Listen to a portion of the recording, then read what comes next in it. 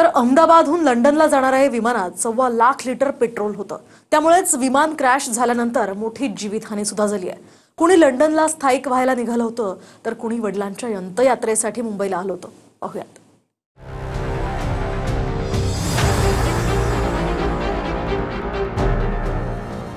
अपघात एवढा भीषण झाला की मृतदेहाची ओळख पटणं शक्य नाही।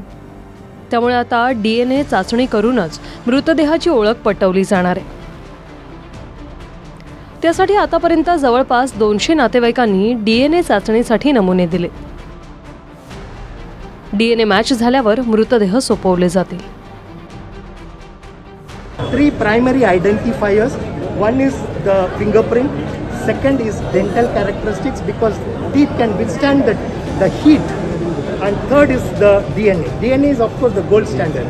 But if any one method can prove that the identity is positive, I think the body can be released to the nearest of the kin so that they can perform the rituals and all. अहमदाबादच्या विमान अपघातात डोंबिवलीत राहणाऱ्या आणि मूळच्या रत्नागिरीच्या मंडणगावच्या रोशनी सोनघरेचाही दुर्दैवी मृत्यू झाला। रोशनी air इंडियात एअर होस्टेस होती। लहानपणापासून एअर होस्टेसचं असलेलं तिचं स्वप्न तिनं पूर्णही केलं। मुंबईत 10x10च्या खोलीत राहून संघर्षातून रोशनीनं एअर होस्टेसचं स्वप्न पूर्ण केलं। 2 वर्षांआधीच ती आईवडिलांसह डोंबिवलीत स्थायिक झाली होती। 4 दिवसांआधीच ती गावी कुलदैवताच्या दर्शनासाठी आली होती। गावावरून येताच रोशनीला लंडनची फ्लाईट मिळाली होती। माझ्या भावकीतील रोशनी राजेंद्र सोनघरे ही एअर होस्टेस म्हणून काम करत होती एअर इंडियामध्ये। त्यांच्या या दुःखद निधनामध्ये पूर्ण भावकी गाव बुरी गाव मंडणगड तालुक्यातील बुरी गावातील सगळे रहिवासी आणि तालुक्यातील सगळे रहिवासी आम्ही सगळे त्यांच्या दुःखामध्ये सहभागी आहोत। पनवेलच्या मैथिली पाटील या हवाई सुंदरीचाही विमान अपघातात अंत झाला। मैथिली एअर इंडियाच्या क्रू मेंबरमध्ये 2 वर्षांपासून एअर होस्टेस म्हणून कार्यरत होती। पनवेलच्या घरून अपघाताच्या 1 दिवस आधीच घरी कुटुंबासह जेवण करून अहमदाबादला ड्युटीसाठी रवाना झाली होती। अपघात 1:39 झाला। त्याच्या 3 तासांआधी मैथिलीनं आई वडिलांना संपर्क केला होता। 2022 में शायद उसको एयर इंडिया में अपॉर्चुनिटीज़ मिला। उसके बाद भी वो कई बार स्कूल विजिट किया और 2 महीने पहले हम लोग एक करियर गाइडेंस वर्कशॉप कंडक्ट किया था, उसमें भी वो शामिल थी। और कल का दुर्घटना सुन के हमें बहुत दुखी बात है। हमें विश्वास नहीं हो रहा कि वो हमारे बीच में अभी नहीं रहा। याच विमान अपघातात मुंबईच्या गोरेगावातील एका मुस्लिम कुटुंबातील 4 जणांचा मृत्यू झाला। 12 वर्षापासून जावेद अली लंडनमध्ये राहत होते। आईला भेटण्यासाठी जावेद अली मुंबईत आले होते। मात्र अपघातात जावेद अली, त्यांच्या पत्नी आणि 2 मुलांचा मृत्यू झाला। मुंबईला त्याची आई आहे, आईला भेटायला आला होतो। 7 दिवसासाठी सुट्टीला भेटले तिला। तो आणि त्याची फॅमिलीबरोबर ते मुंबईला आले। जावेद अली यांच्यासोबत आणखी कोण कोण होतं? बायको होती आणि त्याची मुलगी होती 1 4 वर्षाची आणि 8 वर्षाचा मुलगा होता। एकूण 4 जण प्रवास करत होते। लॉरेन्स ख्रिश्चन यांच्या नातेवाईकांनीही हंबरडा फोडला। वडिलांच्या अंत्यविधीसाठी लॉरेन्स भारतात आले होते। 3 वर्षांआधीच त्यांचं लग्न झालं होतं आणि ते लंडनमध्ये स्थायिक झाले होते। लॉरेंस क्रिश्चियन एल क्रिश्चियन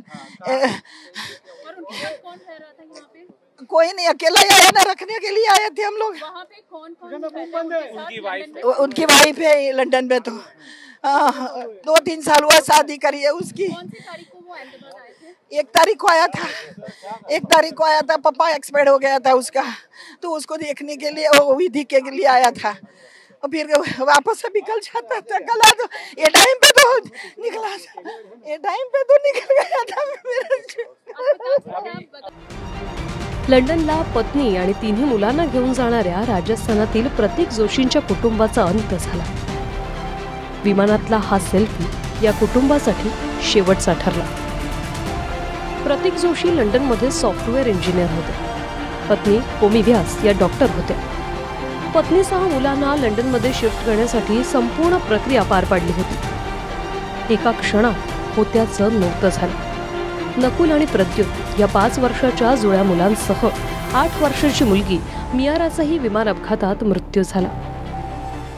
बस वो 4 साल से मैं जॉब में था, आता जाता रहता था, बच्चों को मिलने रहे, वाइफ को मिलने. उसकी वाइफ उदयपुर पैसिफिक में जॉब करती थी, पैथोलॉजिस्ट थी.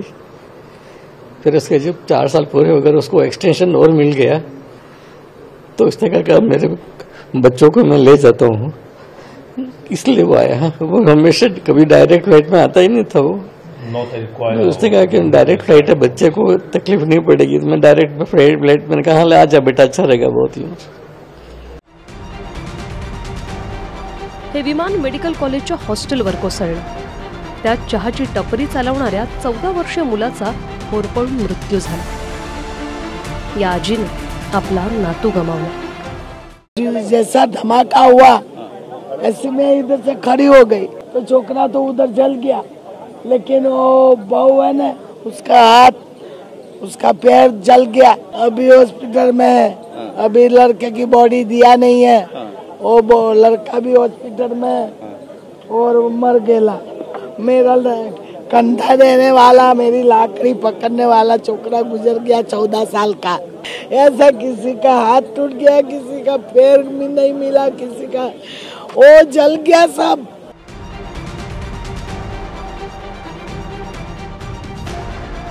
चंदन पूजाधिकारी, गिरीश गायकवाडसह गोविंद ठाकूर, TV9 मराठी, अहमदाबाद.